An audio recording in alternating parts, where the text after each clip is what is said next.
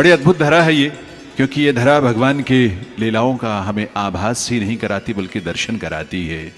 अति पावन तट है माँ यमुना का, जिसके तट पर भगवान कृष्ण ने अपनी बाल लीलाएं की। यमुना का गौरव आदिकाल से ही, ये तो हम जानते ही हैं। हमारे तमाम जो धार्मिक ग्रंथ हैं, दार्शनिक और आध्यात्मिक ग्रंथ हैं, उन सब में माँ यमुना का चित्रण, माँ यमुना के महात्म्य का वर्णन बहुत विस्तार से किया गया है। और इसीलिए उस महात्म्य को पुनर्स्थापित करने के लिए जिस तरह से माननीय मुख्यमंत्री उत्तर प्रदेश योगी आदित्यनाथ जी ने प्रदेश के तमाम धार्मिक स्थलों का, ऐतिहासिक और सांस्कृतिक स्थलों का पुनरुद्धार करने का एक संकल्प लिया, और उस क्रम में वाराणसी से लेकर अयोध्या और अन्य तमाम नगरों, और उसी क्रम में वृंदावन के यमुना के इस पावन तट पर इस तट का जीर्णोद्धार, पुनरुद्धार, नवनिर्माण, और इस रूप में ब्रह्मश्री देवराहा बाबा के नाम पर इस तट का नामकरण, यह हम सब के लिए बड़े गौरव की भी बात है, श्रद्धा की बात है। और ऐसे श्रद्धायुक्त आयोजन में आप सभी यहाँ पधारे हैं, आप सबका अभिनंदन है, आप सबका वंदन है, आप सबका स्वागत है। आज से एक अनूठी परंपरा की शुरुआत भी यहाँ होने जा रही है, क्योंकि आज महाआरती के माध्यम से मुख्यमंत्री उत्तर प्रदेश योगी आदित्यनाथ जी इस देवराहा बाबा घाट का उद्घाटन करेंगे। इसके साथ साथ आज से नित्य प्रति संध्या के समय में यहाँ इसी रूप में आरती हुआ करेगी। यहाँ मुख्यमंत्री महोदय के साथ साथ बहुत सारी विभूतियाँ हम सबके बीच यहाँ उपस्थित होंगे इस अवसर की, इस हम सब की गरिमा बढ़ाने के लिए। देवियों सज्जनों, ये हम सब के लिए बहुत ही सौभाग्य की बात है कि आज के इस अवसर पर मुख्यमंत्री महोदय के साथ साथ यहाँ जो विभूतियाँ, संत समाज की प्रतिष्ठित विभूतियाँ जो उपस्थित होंगी, श्री फूलडोल बिहारी जी महाराज जिनकी गरिमामयी उपस्थिति होगी, परम पूज्य विजय कौशल जी महाराज, गीता मनीषी परम पूज्य ज्ञानानंद जी महाराज, परम पूज्य मधु पंडित दास जी, स्वामी श्री दीनबंधु दास जी महाराज, चंचलापति दास जी महाराज,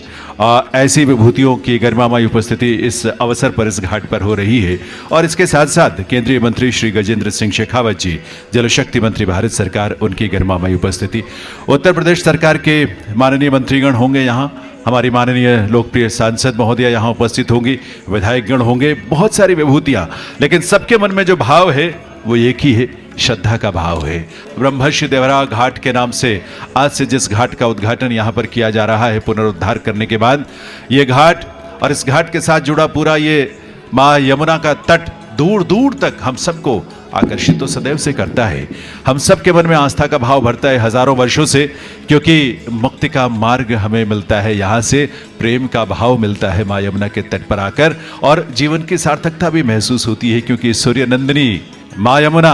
हम सब पर कृपा करने वाली है, भय से मुक्त करने वाली है, हम सबको मुक्ति प्रदान करने वाली है। और यहीं इस तट में माँ यमुना के आलोक में और उसके सानिध्य में ही हम भगवान श्री कृष्ण की लीलाओं का मानव साकार दर्शन कर पाते हैं, क्योंकि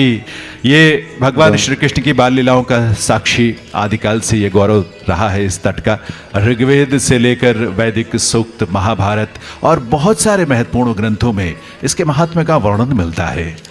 श्रीमद् भगवत पुराण में यमुना जी को तो साक्षात भगवती का स्वरूप कहा गया है। यमुना अथाह प्रेम का प्रतीक है, स्नेह का प्रतीक है। यही प्रेम मानव को मुक्ति की ओर लेकर जाता है, यही प्रेम हम सबके जीवन में आलोक भरता है और पूरी दुनिया को रहने लायक एक जगह बनाता है। प्रेम में डूबा मानव